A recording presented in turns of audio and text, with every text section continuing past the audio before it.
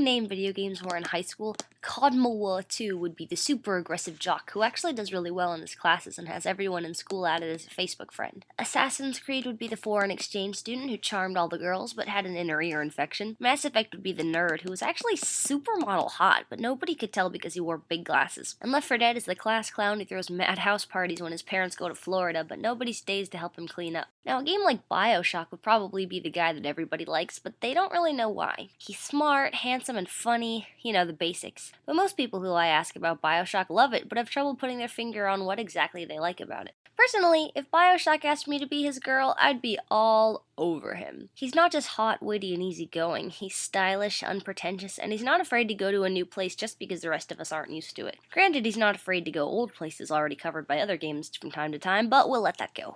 Bioshock was the game that really surprised me for a couple of reasons. It was one of those games that I got after everybody else because I was pretty low on cash and I just got my Xbox 360 for my birthday. I remember thinking about how cool the opening scene was. Your plane crashes into the ocean and you have to swim to a lonely tower among the flaming wreckage, watching it sink in real time. Bioshock has a lot of really powerful imagery running through it that stuck out to me, particularly some dramatic scenes that occur in real gameplay rather than cutscenes, which I think is really effective. The longer one frame of action and perception goes without being interrupted by a dramatic angle in a cinematic or a loading screen, the longer pure tension and suspense can be built into a really raw, organic way. I really liked a lot of the visuals in the game too, not just all the graphics. I like walking through a graffitied, torn-up ballroom, sidestepping a stream of water coming from a crack in the ceiling, and watching fish swim by the window outside. I loved watching Sander Cohen come downstairs to see his masterpiece completed, as dramatic as it was. And I love the 9-iron. Ugh.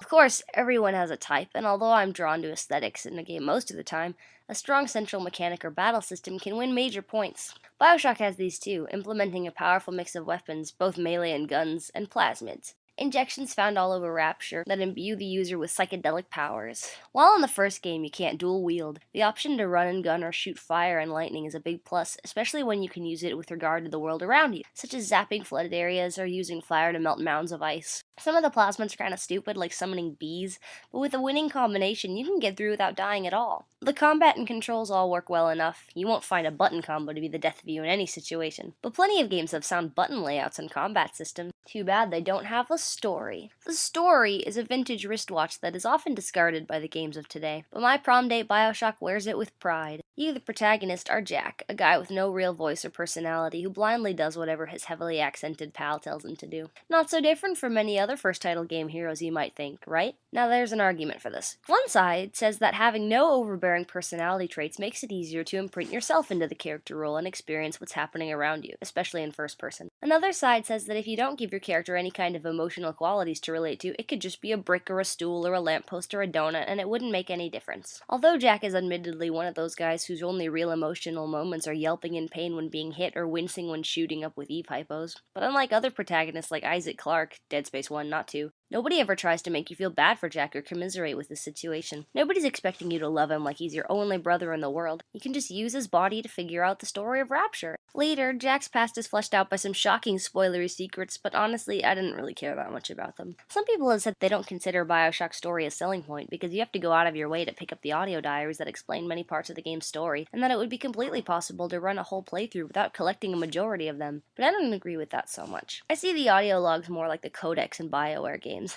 They'll flesh out the story more if you analyze them, but even if you don't pick up every single one, Atlas and Ryan will still direct you through the storyline and lead you to every major plot point. The audio logs just offer more context to the world of Rapture, and it's not like they're hidden. Many are laying around along your path, placed exactly in your view. Jack isn't the only denizen of Rapture, mind you. Surprisingly, though, only a percentage of the characters in Rapture make a full frontal appearances in the game. Communicating with them via radio helps to flesh out some real freaks like Sander Cohen and Fontaine. But just listening to abandoned diaries from more sane folks like Tenenbaum and Suchong will give you a feel for what being trapped in an artificial society, completely cut off from the rest of the world, would do to people. Combat with regular Rapture citizens is a nightmare and a half, as what could have been young, stylish flappers and partygoers don blood-splattered clothes and animal masks and shoot at you on sight, paranoid that you'll steal their atom and screaming things like, "Do what I'm told! I always just do what I'm told! Came here to be a star!"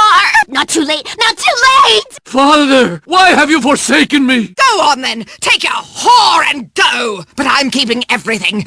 Everything! When is a fever not a fever? When I say it isn't! Well. Everyone is messed up and they're all gonna kill you. Even that lady crying over the baby carriage. Don't let her fool you, she's a monster! But my relationship with Bioshock isn't all roses. Despite his flashy vintage wardrobe, witty remarks, and bewitching good looks, after our magical prom night ended, it was time to say goodbye. It was an amazing evening that would be really tricky to match, but sadly there just wasn't enough of him for me to do it all over again with the same enthusiasm. I know you can get another ending, but I like the Little Sisters. I didn't feel like playing it all again just for them to be like, wow, you're a real jerk. This time you harvested every one and you're still not very nice. Still, I'm not gonna forget it, and if you haven't played it, what are you waiting for? Pick up a copy right now! Oh, and while you're at it, would you kindly subscribe to my channel? He